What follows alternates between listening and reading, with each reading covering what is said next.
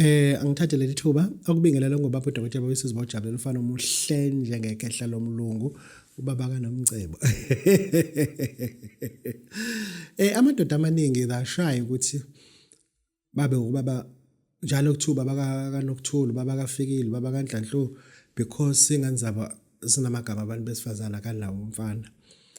To have kuba ubaba wequeen, it is a kingdomship alone. Ukuba nje a queen that you fathered. Being a father of somebody who is a queen, oh my goodness, it's very rare. Very rare, very rare, very rare, very rare. And then blessing from the gods. Amathonga namadlozi ethu angibusisile ukuthi at my age of 50 and above now I've got undodana oyi-grandson. Wow, nginengane umfana ke manje. Kunakele kakhulu khohlwane into engicabanga. This is babudoda bese bajabulile. Kodwa sinako ukubamba ukotini. Sesibheka ke nje ngeqiniso. Sibona ukubamba nje ukotini. Hayi jacket ebhalwe lamagama amakhulu ukuthi muyihlanganise ithi uzi. Ibhalwe ke kunama jacket abaxhaka nje agqokela igenge laseLimpopo naseMpumalanga. Hayi oF abawu2 laba ngane ngeke lunge khehlo oF abawu2 laba ngeke uzulunge nje. Uzoqilazeka nje sohleze ukuqilazeka. Abona uyisigebengu. Ugqoke noma yini enegama elisuka la lophuma ngapha ngemuva u17 umxhaka. Umxhaka. Uma ugqoke noma ngabe yini enegama elisuka la ngemuva 17. Asikufundile thina, sikufundile. Siyakubona suka. Sitshela inyoni lena. Yaba ke ake singene emsebenzini. Today I've got a topic that says Trinity rings. Trinity rings. Ama-rings amathathu. Amaringi amathathu, amaringi asebuthathwini. Yeah, this is Babu Dokotela Wesizwe bawujabulile ufana omhle. Uma ngikhuluma kanjena I need to raise somebody from the ground. Ungayizibi lento kunento wena oyizibayo. Yazi lento ngizoyikhuluma ngazuthi manje kukhona uthanga ikhulume. Kunomuntu oyinyanga, kunomuntu oyisangoma. Laba abantu most of the time grossly dependent ukuthi khona umuntu ofikile. Do you know ukuthi mekufike kwahlola umuntu ngo50 rand wase wenzelwa insebenzo kwa750 rand. Ulothatha u50 rand uyothenga amakhandlela okukhanyisela lo muntu esigodlweni. Usale no750 rand lazo ukhipha. Mase ulo 750 rand ukhipha u100 rand uthenge ikhadi lagesi usale no650 rand kulo 650 rand ukhiphe u200 rand okucela ubaba umkhwanazi ukuthi akakhambisele lo muntu lona malithwasa ayomgeza emfuleni ususele no450 rand. Then ulo 450 rand into osuzoyenza usuyothenga izinkwe zo2 esimhlophe nesibrown nama T-Bex iTrinco lawa amancane. Nama T-Bex iTrinco namancane sekusele imali ukuthi wena ugibele kusasa njoba kuusuku lwempesheni. Emva kwaloko iphelile lo mali leyo inikolo. Angeke kuze kungene umuntu kuze kuphele lo mali leyo. Lento izohlupha ngoba iaffecte wonke umuntu. Kunomuntu oku real estate. Njengamanje ugijima zonke intaba. I-customer akade enalo belithenga umuzi ka 2.1 million. Wavuma umnikazi womuzi ukuthi angayidedela lendlu ngo 1.9 million 50,000 ngenxa ukuthi ifuna ukwenza ukuthi swimming pool ukuthi ubala into eziningi wathi angawehlisa ke bo 1.950 million 50,000. Lo dealership futhi ikuphunyukile ngoba aniyazi ukuthi yini ikuphunyukile. Usanda ukudayisa iRDP house ngo 250,000 usadla lawo ma dividend owathole lapha 5% commission yakhona. Una 2 weeks udayise loan lena ka 1 million ikhlulile ngenxa ukuthi kunaleyanto ethi wena usadla le mali. Awu understand kunama attorneys njengamanje don't even answer calls because imisebenzi abayenzile ifuza ukuthi ngabe si approved long time ago ngokuthi nje wakhokhelwa uRafu nje u10 million owodwa wathola lo ma-percent akade bavumelene ngawo neclient lakhe thereafter akakwazi ukwenza lutho ayikho enye imali engenayo akakwazi ukuthatha le mali ummeli akhokhele labantu labo futhi ngoba it's not a responsibility yakhe ukuthi enze department uhulumeni ufuna enze akhokhe ama claims abantu asuke awadiwe inkantolo engisho ukuthi lezi zinto lezi kufuna ke uyisukumele sizibheke ngenye indlela I repeat lezi zinto ezizofuza ukuthi sizisukumele sizibheke ngenye indlela ngoba ekusetshenzweni kwazo ayisetshenzwa esimeni sokuthi wena uzozirecognize zisetshenzwa esimeni sokuthi wena uzozi-understand ngoba ufundile I repeat uzozi-understand ngoba wena ufundile njalo mase kubuza ube usu-understand futhi and usichazele with a better explanation yazi njengamanje kunendoda kaNkuluNkulu ewumfundisi yaphiwa nje imoto umuntu ongakholwa owabonga nje umsebenzi yabona umsebenzi awenza umuhle wavakasha kanye wabona imoto ahamba ngayo ukuthi umfundisi usahamba ngemoto endala ngaka kodwa abazalwane besebenza kahle kanje wathona uthathe kwezinye zezimoto zakhe wathi hayi umfundisi akanikwe le moto then for that alone since waphiwa leyo moto wena ayikho enye into esenzekana thina koze kufe le moto oyiphiwe lo muntu othintwe inkosi ukuthi hayi thatha kule moto ngikuphezulu unike usibani ngoba kwana onawo iniwe mina uNkulunkulu wakho phezulu kwempilo yakho lo mfundisi loyo kuyo yonke ama prosperity afuza ngaba nawo kunomhlaba ngabe usewuthengile yonke into ihambe kahle but kunomuntu obefuza ifinance lo project kweqiqi lo mzalwana asathola le fonini umasipala uthe le ndawo uzoyifaka amanzi ayifaka ugesi kodwa ulinde ukuthi iqala ibiwe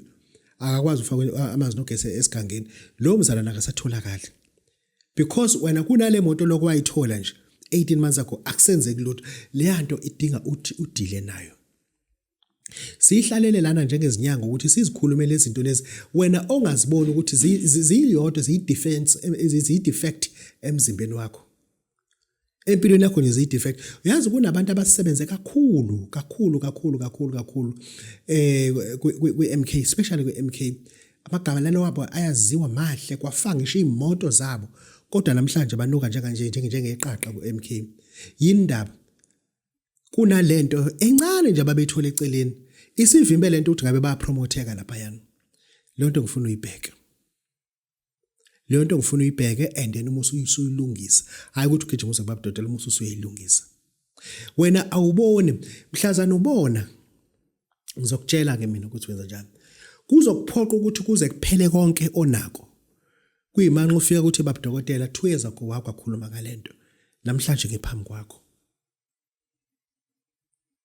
ngoba enye into iziphoqa awu understand ugwava isihlahla sagwava mesifuna ukuba nesinye isihlahla sagwava asihambi sositshala kodwa isihlahla sagwava siqale siwelwe amaqabunga siwelwe ogwava kade bemile kusona bawe bonke bogerminate amanye ama seeds but ufuna qale uwe amahlamvu ufuna kuwe ugwava ubumile khona before kube khona ugwava umilayo engisho ukuthi nawe kuzoshaya isikhathi lana ekuzoze kuphele konke that I don't wish kuyimanqa usukuma uthi babudokotela ukhulumile lento iyangi-affecta sekuphele konke mina benginamatekisi yebo umfana bamshaya ebe uchairperson but wayethengelwa mina amatekisi akukho lutho benginezitolo akukho lutho namhlanje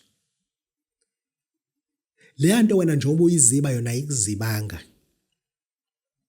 njengoba wena kade ucomrade councillor uyicandidate ukuthi ube yimayor namhlanje uhamba amacala ngoba kune gift eyodwa oyiphiwayo but lo gift leyifike yavala izinto yasavula amacala kuwena njengoba manje siya okhethweni la ngomhla ka4 wena ukho lapho ngoba ugijima enkantolo kunabantu kezodinga ukuthi sihlale nabo phansi sikhulume into eyisense I repeat kunabantu efuna ehlale nabo phansi sikhulume into eyisense ngoba sinabantu abaningi abaza babone isolution wrong engafuni ukuyisebenzisa and lo solution yenza into zibe worse I repeat lo solution oyicabangayo lengafuna ukutshela yona yenza izinto zibe worse kunezinto ongazicabanga ukuthi zokwenzeka uma usuyenzela kodwa zokwenzeka don't make that mistake this is Babu Dotel voices watching mfana mhleje akhe nomzulu come and sit down with Babu Dotel for just a firm consultation ukuthi lento yakho sizophuma kanjani njengoba ngithe mina njengoba ngise 9th floor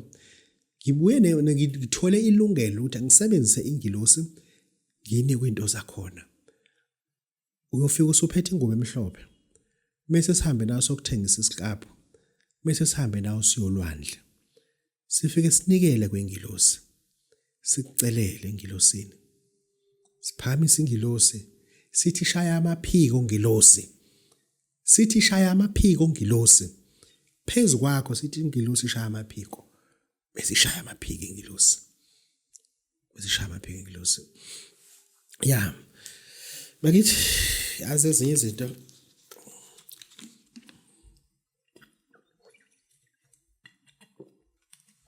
liyangihlupha idlozi. Ayi. Yebo gogo kunjalo salisi liyangihlupha. Jehova liyangihlupha idlozi.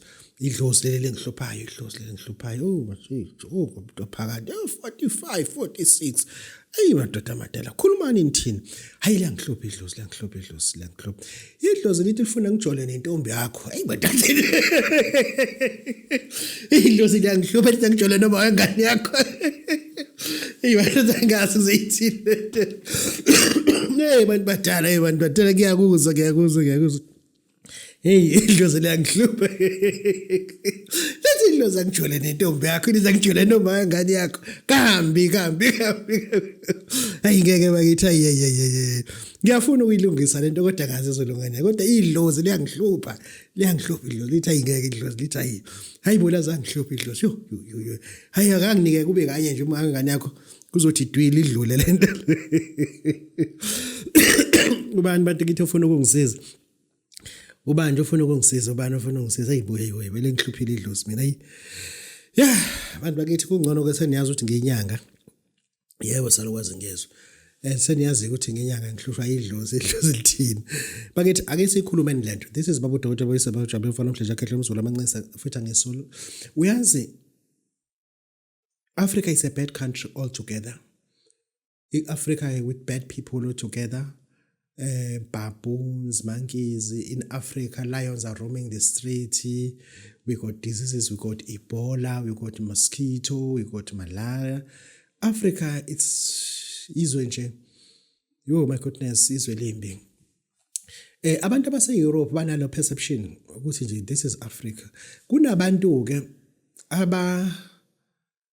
ngathini laba bantu labana angibazi banjani bakholelwa ukuthi there's green pastures in Europe. You don't understand it. Kunabantu abase Pakistan abasakholelwa ukuthi there's green pastures in Europe.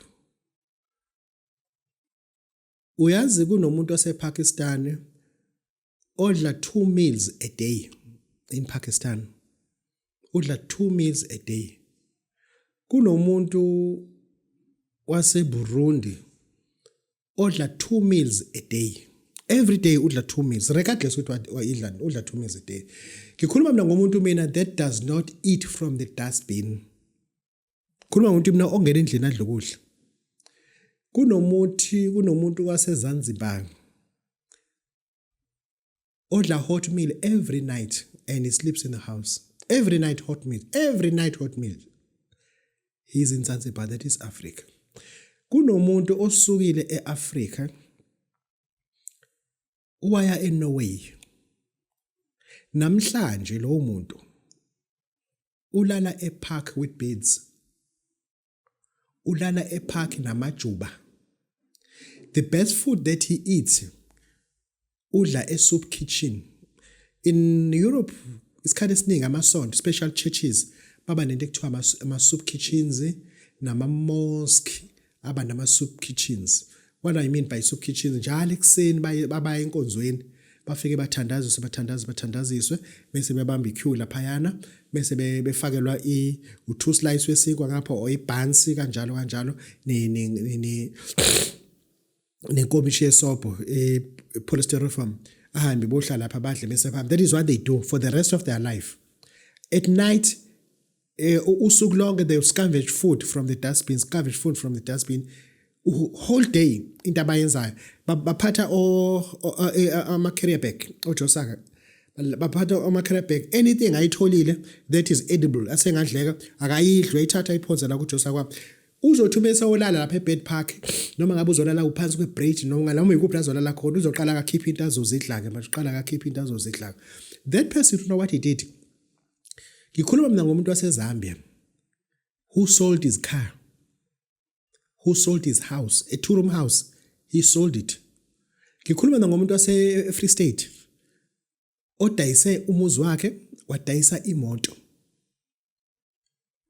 E-influencer umngane wakhe ose-Canada emshuthela i-lifestyle abayiphilayo e-Canada. Njengamanje it's snowing in Toronto, people babasitshengisa ukuthi impilo abayiphilayo in Canada and they live life to the fullest. That person will end up selling his house. That person will sell his car. That person will disappear and live and move from Free State to Johannesburg for 3 days. Esahlanganisa kahle yonke into ukuthi uyahamba ke manje. Thereafter bought the flight to the flight will be going straight to Ethiopia. Mefika Addis Ababa uyalenda uselinde ibhanoyi eliyaphi manje eliya eCanada. Uma fika eCanada in Toronto uzohlangana nomngane wakhe ePort. Amthatha umngane wakhe ePort aye naye flatini. Umefika naye flatini ahlangane nomkakhe ahlangane nezingane zakhe. Umkakhe owase Nigeria. Uyabuza ukuthi who is this person? Uyasho ukuthi no, it's my friend from South Africa, blah blah blah. Okay, wow, that's nice. Oh, you look good. And then what he was doing in South Africa, Mese besho ukuthi kade enza, wow, why you left such a nice job and come here? Uyashintsha because uyabuza ukuthi why ishiya umsebenzi omuhle kanje weza la eCanada, because uyazi ukuthi kwabona baphila kanjani le Canada. Uyazi kwabona ukuthi kunzima kanjani. Manje no, usenze umngane akamtshela ukuthi uyena utshela ukuthi akeze Canada influence ukuthi akeze Canada. Thereafter usiyakuthatha kumngane wakho njoba ufikele la eflatini usekusa kwi-motel. Not a hotel, kusa kwi-motel cheap ethi uzolala khona. It's about $90. Uzolala khona iqale ke igqilaza athi uzolala khona usiyakutshengisa ukuthi ekseni uzokubona ekseni, but ekseni ufuna uye lapha esontweni kune soup kitchen lapha. Kwi-soup kitchen uzofika nidle lapha kuyadliwa khuleka nidle nje kumahala kudliwa mahala.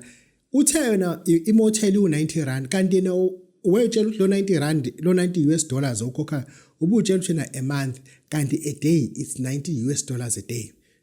Kukhokha yena futhi uthe don't worry I'll pay and then ukhokha u$90. But no, you stay here, I've already paid. I paid in full. Listen to me carefully. Awunayo phone number yakhe. Awunayo phone number yakhe. Thereafter ekseni into yenzayo uyavuka ekseni uyahamba about 450 meters uyala kubandana ekseni awema kubanda. Wena ubungazi ukuthi kufuna ugqoka kanje kubanda lento esixakile. Ubothi la uzoshoniswa amakhaza la. Then usustain iweather yakhona ngoba betshela ukuthi bring something just to keep yourself. Wena ubungazi make sure ukuthi kuyabanda kukhulunywa mekuthiwa kuyabanda eToronto it's -25, -30, -17 degrees. In South Africa we barely have the weather njalo. In South Africa siba no minus up to 10, not up to 25. In Canada when it's cold it break your bone. Thereafter tholi soup laphana ne bansa yodwa. Uma ethi ubuyela emotel uzobuya emotel ngabo 11. Uma ethi useyabuya i-access ayisekho. Sethi security go that side. If it doesn't open go that side. Uma ufika lapha nasi isikhwama sakho basikhiphile lapha eroomini obukuyona, but the checkout was 10 o'clock. And then we wanted to clean the room but we removed everything.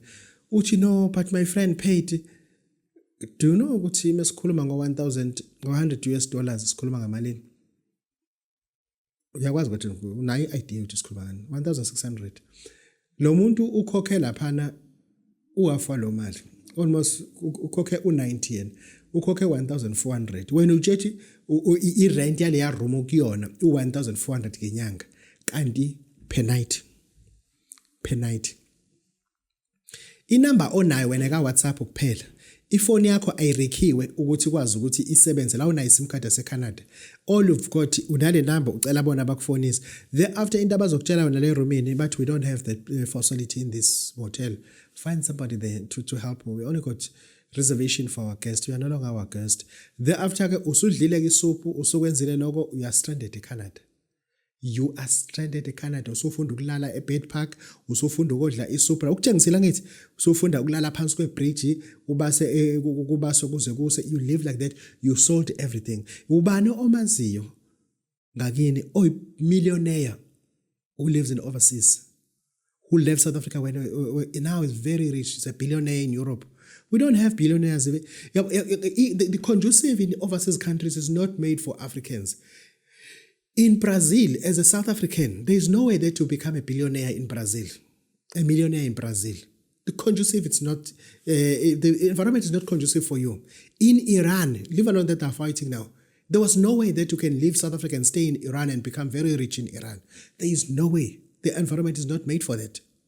In India, they segregate you immediately when you come. They don't care that you're coming from the big model country. No, they just don't care. They don't talk politics. Bakhuluma nawe with the financial balance. That's all. Alaphana bakhuluma ngemali uma usuveza i-six pack. Bakhuluma nge-bank balance yakho uthi ime kanjani. Awuzuthi uma befuna i-6 months bank statement uveze i-six pack instead of no. Ngikhuluma ngezinto mina affect abantu abaningi. You go to Russia and tell me how many millionaires that you know who are from South Africa living large in Russia. There's no way, because the environment does not support that. In China, Chinese are the most racist people, followed by Russians. They just never like Africans. They just never like Africans. And China alone is not made for Africans to be rich. China alone is not. Bantu ensuka lana niyamazwe naphesheya phuma kule perception engenamsebenzi. Why can't you live in a country where you convert a problem into your benefit? Inkinga ezikhona eSouth Africa, make those problems work for you. If there is crime in South Africa, see what is needed to combat crime. Open up a security company because there is crime. Open up a security company because we've seen that there is crime. Open up a security company. Or it's dirty there. Open up a cleaning company. How is that? Or the foreigners in South Africa who are illegal, help them to meet with lawyers that will take them to court. Become an agent. Any problem in South Africa, use it at your advantage. Or understand when? Any problems that you are identifying in South Africa, use those problems into your advantage and merit something from those problems instead of leaving the problems and start another problem overseas. Guess what? If you're coming back from Canada, you are more likely, you're going to stay there for 3 months. If you manage to stay 3 months. But more likely, the best thing you'll have is your passport and your ticket. It's your passport. Even your cell phone, you'll sell it. Even your cell phone, you'll sell it. In order to sustain there, you have to leave under the bridge and come back after 3 months. Because so those people are no longer happy there. To us, they cry like babies. They want us to help them. Babu dokotela ngiphe umuthi abelungu lana basifune eCanada bafuna ukusixosha. They prefer Pakistan.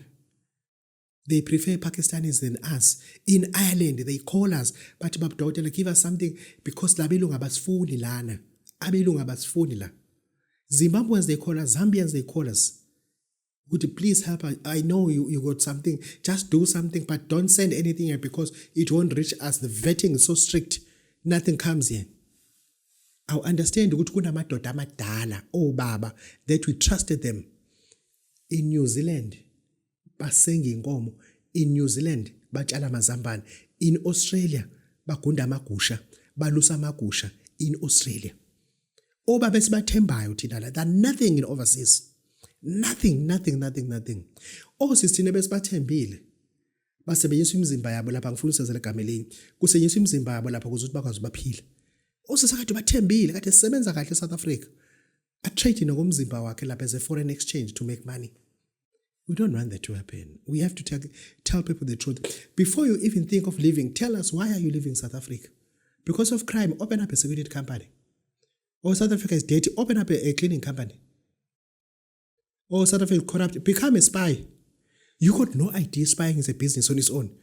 You don't know. Njengamanje, hamba uye police station. Ubatshela ukuthi ufuna ukuba informant eregistiwe. Ufuna ukuba impimpi. Impimpi ziyaholelwa kakhulu. Hamba ubuza abaphathi bamaphoyisa ukuthi ibudget yempimpi ingakanani. You want to leave this country because of corruption? You know anything that is related to corruption? Go and report it. You become rich. Believe you me. Tell us where are the drugs. Spy that, you'll make money.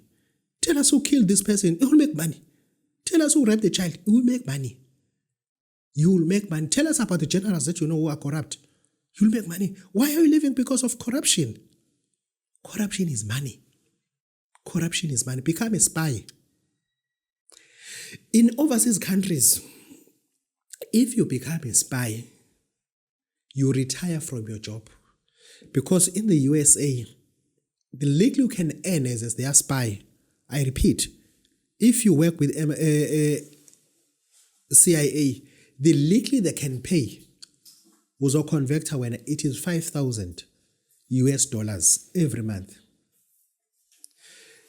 And thereafter, they'll take care of your holidays. You are not paying for holidays. They'll take care of your bookings in overseas. You are not going to pay for it because it is part of your job as a spy. There is no need to leave this country because of the problems. I just said that becoming a spy, it's one of the very, very, very profitable industry. Being a spy, it's a big thing. Hamba uye police station, ufike ukuthi wazini. Usitshela ukuthi wazini. Yeah, this is Babu Dot Ways about Jalfana Mtshekhe. Ake sikhulume namhlanje into ehlukile. Ngifuna ukukhuluma ngento esibiza Trinity rings. Trinity rings. Ngiphethe ama ring la engiwanika abantu. I mentioned those rings before. Ngine ring engiyinika umuntu okufuza ukuthi alale nayo for 7 days. U5,000 rand. Ngine ring ewu12,000. Umenzi wezinto zenzeke. Uma kukhuluma kuphendule. Ngine ring engiyinika umuntu osukethi can afford iscrap. If uthi iscrap ungakwazi ukusithenga, sizokhipha le ring. If uthi babudokotela angisifuni iscrap kodwa ngiyifuna iring, can't convert into iscrap ibe enye into because it is more like ngiyathwala. Ngifuna into esibiza ukuthi ama cowries. Cowries into ezincane engaka sizibithi inhloli ngesizulu zibe u7. Sizokwazi ukunika lo ring. Umuntu ozosebenzisa iscrap because ubalekela le yanto le. Sokwenzela ke lokho. This is Babu Dot, Babu Yesus Bojalo, Mfana Mtshekhe. Goodbye.